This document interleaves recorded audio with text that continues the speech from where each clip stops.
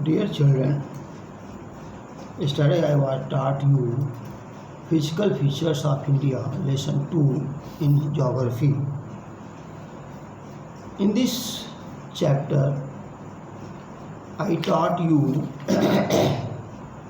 the great northern plains. In this plains subdivision, the Indus River Basin, the Ganga Brahmaputra basin आपको पढ़ा दिया था। अब गंगा ब्रह्मपुत्र के बेसिन के डिवीज़न आपको पढ़ाना है। Look at the page number 156, division of Ganga Brahmaputra basin. On the basis of the differences in the relief, the plain is divided into Bhabar, Terai, Bhangar, Khadar. These are explained as under. Bhavar is the narrow belt covered with pebbles lying along the foot of the Shiva Lake from the Indus to the Tista river. These pebbles are let down by numerous streams descending down the hills. The pebbles bed are parallel to the slope of the river bed. This belt is about 8 to 16 km in width. Tarai is wet and marshy. It has a thick forest and a variety of wildlife. Vangar is composed of old alluvium. It is formed higher up in the plains at river terrace. It is less fertile in comparison of Khadar is composed of new alluvium. It is formed in the lower levels in the plains near the river. It is very fertile. Importance of northern plains. The importance of northern plains can be explained as under. The great plains of the northern India are great economic and social significance due to their fertile alluvial soil, flat surface, slow-moving perennial rivers, and favorable climate in condition. These plains are made a rich agricultural land by the fertile soil and assured water resources have made these plains are the granaries of India. The good network of roads and railways has led to large-scale industrialization of the region. As the region has sufficient employment opportunities, so the density of population is high.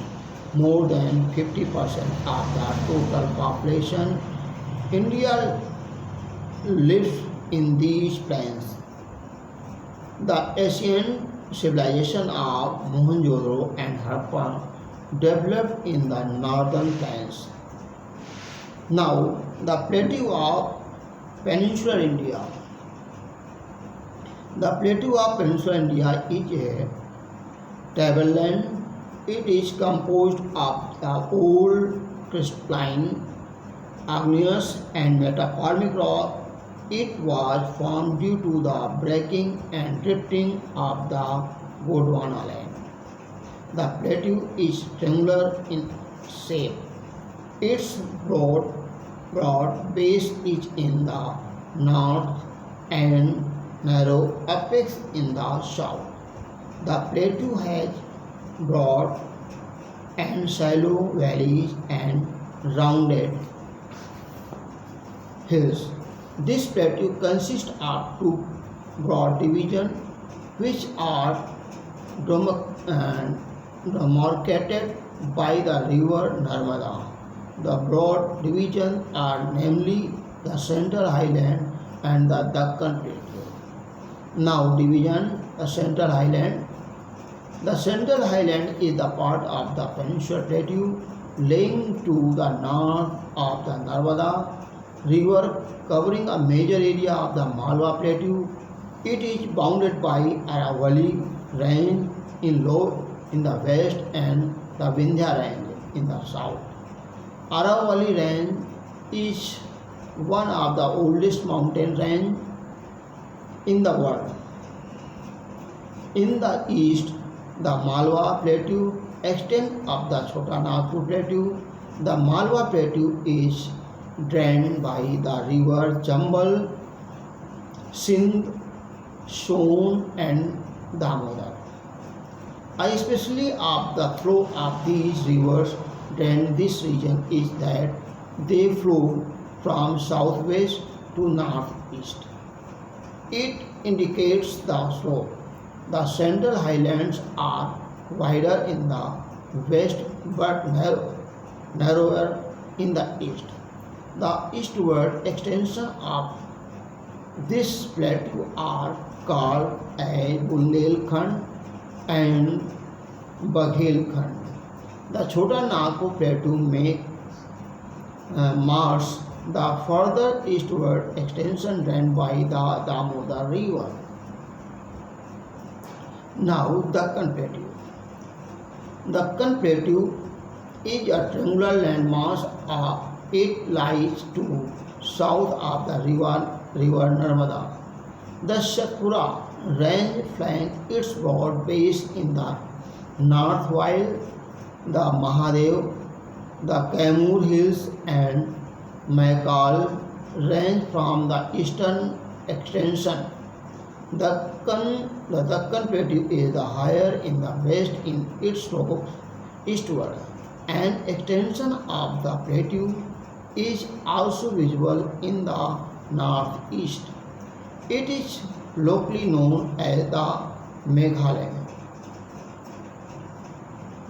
Karbi along plateau and the North Kashar Hills. It is separated by the fault from the Chota Nagpur Plateau. The Garo, Khasi and Jaintia Hills are three prominent hills range from the west to east. The Western Ghat and Eastern Ghat mark the western and eastern edge of the Deccan Plateau respectively. Western Ghat and Eastern Ghat after next day.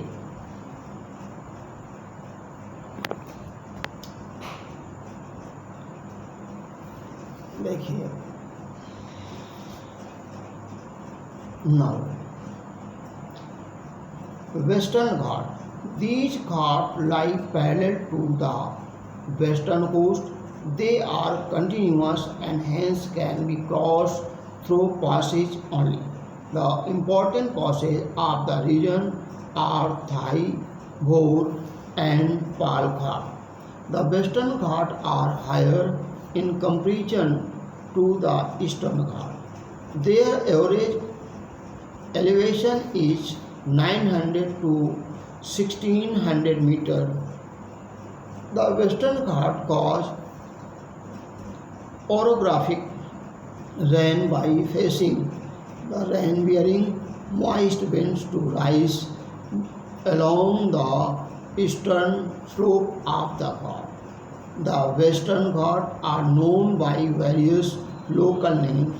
The height of the Western Ghat increase progressively from north to south. The highest peak of the Western Ghat are the Anai Mudi 2695 meter and the Doda Beta 2637 meter. Eastern Ghat. The Eastern Ghat stretches from the Mahanadi Valley to the Nilgiri in the south. They are lower in comparison to Western Ghat as their average height is approximately 600 meters only.